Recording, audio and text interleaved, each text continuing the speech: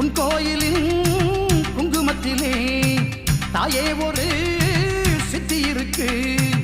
உன் கோயிலின் மந்திரத்திலே ஏதோ ஒரு சக்தி இருக்கு. ராஜகாளி அம்மன் உந்தன் பேரை சொல்லும் முன்னாலே துன்பங்களும் துயரங்களும் தீர்ந்து விடும் தன்னாலே. மண்ணை நம்பி இருக்குதம்மா வேறு, இங்கு உன்னை நம்பி இருக்குதம்மா ஊரு.